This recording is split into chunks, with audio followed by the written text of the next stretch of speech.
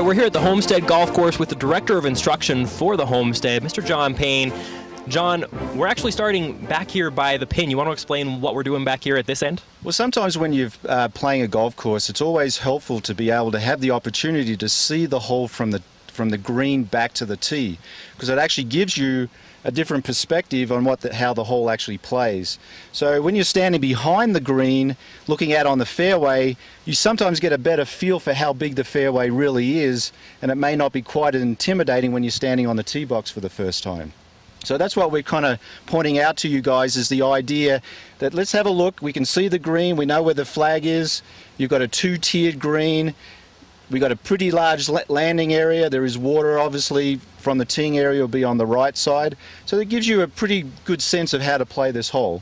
So that's kind of what I wanted to give you an introduction to one of our better holes here at the Homestead, number 16. It's a par 4, and it's a fun hole to play that does have out of bounds on one side, water hazards on the other. So it is a challenging hole from a teeing perspective, but it's a fun hole. So this is a good way to maybe check out some of the holes you're having trouble with. Maybe go to the green first to get a better feel for how to play the hole. Sounds like a good idea to me. What do you say we jump in the carts, head up to that tee box? Sounds good. All right.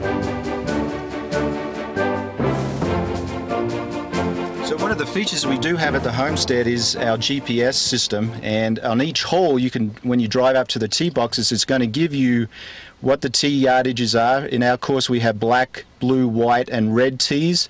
It tells you what the yardages are. It also tells you where the hazards are, how far it is to carry to the creek is only 85 yards from the white tees. It's 281 yards to the front of the green. So here you've got some really good information on each hole, especially if you haven't played the course before. So it makes it a lot more fun.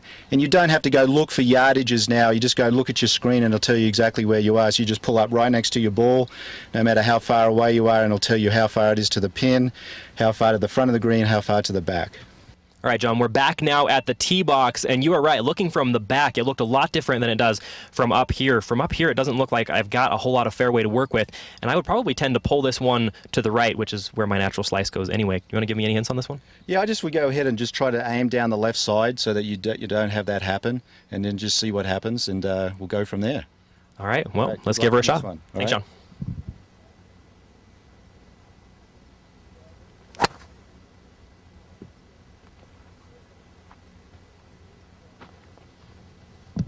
It's got to be in play. It did hit the tree, but it should be okay. You might be a little bit unlucky where it lands underneath the tree, but you didn't hit it in the hazard, which is a good thing. But one thing that we might consider on a hole as difficult as this is the idea of actually hitting, instead of your driver, try an iron or even one of the new hybrids that are available on the market now, which make it a lot easier to hit these kind of shots. So with a hole that's only 300 yards long, all we need to hit it is 150, 170, even 200 yards, and we've got a wedge in our hand to approach the green. So play two short clubs instead of trying to get a long club just because it's a longer hole in the beginning. And because more can go wrong with your driver than with a hybrid or with one of your irons, because you bring in the hazards and the out of bounds more into play when you use your driver on a hole like this. All right, well, why don't you show me how it's done then? Sure.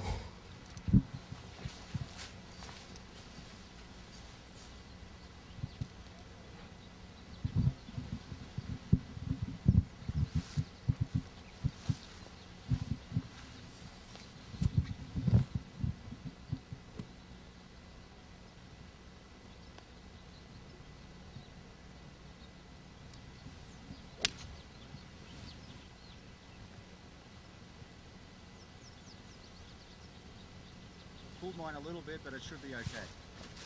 So you went over to the left almost where I was, but a little further and a little closer to the fairway.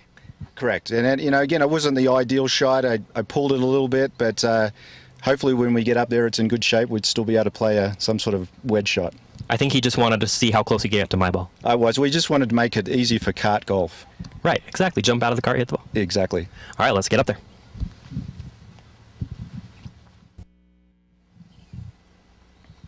All right, John, I'm not sitting very pretty on this one. I've put myself right underneath a tree, and I'm wondering, I mean, it looks to me like I've got about 150 left to the hole here, and I'm thinking, do I really want to go for the green right now, or do I just want to try and get it back out on the fairway? Well, that's a very interesting question because there's a lot of choices you have right now, and I would advise, even though it's hard to do this because we want to get it onto the green, is to actually just punch it out into the fairway. I just want to give a story about how I played in a tournament where I put myself into a bad situation in some pretty bad rough, and I thought I could get it out. I hacked it about a foot. I got mad. I tried to hack it again. I went about 2 inches. So then I took the unplayable. So it really is smarter to take your lumps, just get it out into the fairway, and then you still got a wedge of about 100 yards onto the green with a chance to make your par. So that would be definitely the better advice, and we all learn from our mistakes, but I would recommend that strongly. All right, well, smart men learn from their own mistakes. Even smarter men learn from other people's mistakes. So I'm going to try and learn from yours and just put it back on the fairway. Sounds good. Thanks, Sean.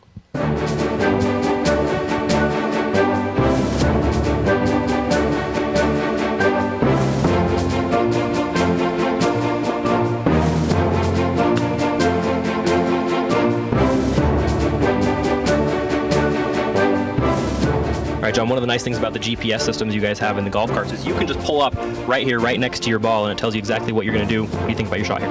Well, as I look at the GPS unit there, I've got about 100 yards to the green. There is a bunker that's in front. I am hitting out of the rough, which is going to cause a little bit of a fly lie, so the potential is that the ball could fly further. So it's a pretty risky shot from where I'm hitting, but you just got to go trust it, stick with your plan, and then just see what happens. So let's go do it. All right, let's see what you got.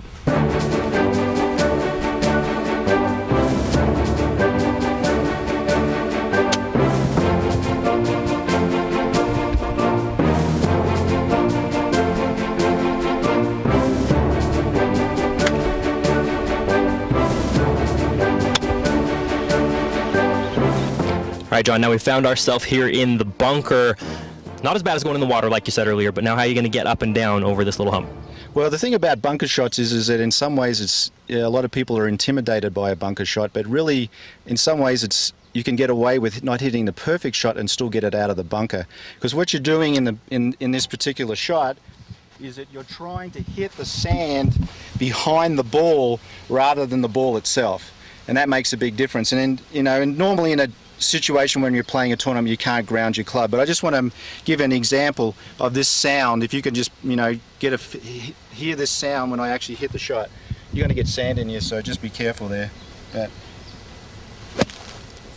So that sound is all you want to hear when you play a bunker shot. So that's all I'm trying to do to get this ball out. I look at about 1.5 inches behind the ball, I step up, try to hit the sand, and then the ball will just be carried out by that impact. So let's see if that works. I need a lot of help with this, so I'm going to watch. Okay.